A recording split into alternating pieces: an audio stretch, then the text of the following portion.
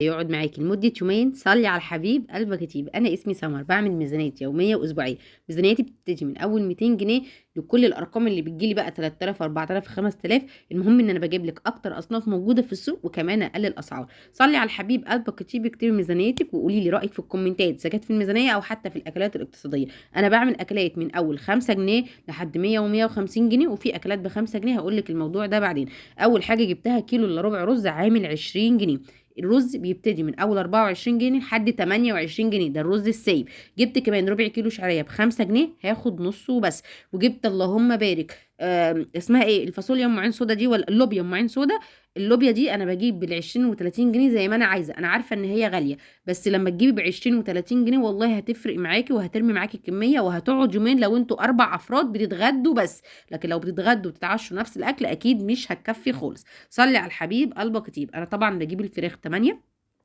الفراخه بتبقى 2 كيلو الا ربع 2 كيلو، وبقطعها 8 وبقسمها بقى دبابيس لوحدها، صفحه لوحدها، اجنحه بجزء من الصدر لوحده، صدور لوحدها. انا عاده كنت هعمل الكيس ده طبق وصفه تانية غير الوصفه دي، بس هو كان ساح خلاص فمش هينفع يتجمد، وانا كنت اوريدي سلقت الفاصوليا. مسكت البصلتين قطعتهم، حطيت عليهم ملح وفلفل وكزبره، ولو عندك ورق لورا مطحون عايزه اقول لك حلو جدا ومغذي المطحون عن الصحيح، وهيفرق معاكي لو جبتي المطحون هتستفادي بكل فايدته.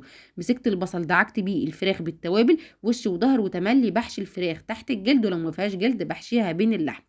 ولعت حلقه الملقه، بسلق الفاصوليا على العين التانية زي ما انت شايفه بدون اي توابل. قطعت طماطمايه وهسيب الميه تغلي. انا كده حضرت 3/4 الاكل، فاضل التسويه بس. صلي على الحبيب قلبك يطيب. انا كمان بعمل ميزانيات للفاكهه بتبتدي من 100 جنيه وثلاث واربع اصناف على حسب الاصناف اللي موجوده في السوق. المهم اعملي ميزانيه على حسب ما انت عايزه.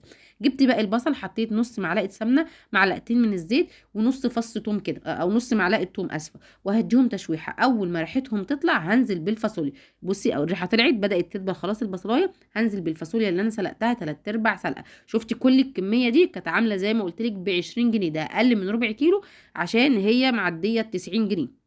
بديها برضو تشويحه يمين وشمال، بتاخد بقى وقتها 7 دقايق 10 دقايق على حسب كميه الميه اللي انت فيها.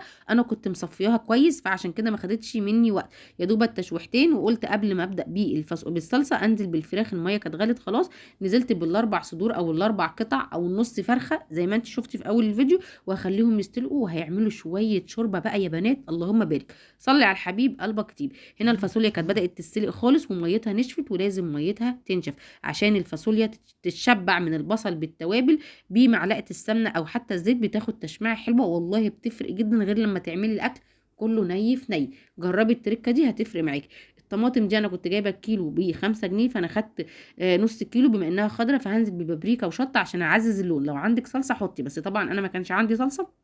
وكانت الميزانيه بالظبط زي ما انت سمعتي ب 125 جنيه الاكل ل4 افراد، هيقعد معاكي لمده يومين.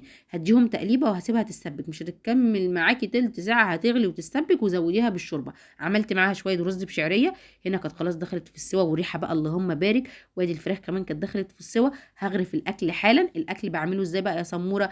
انا الفراخ بحطها تحت الشوايه مع عصره ليمون وصلصه، ما فيش بحط معلقه صويا صوص وملح وكزبره وتحت الشوايه. الرز مفلفل، عملنا معاها رز بشعريه. الجزء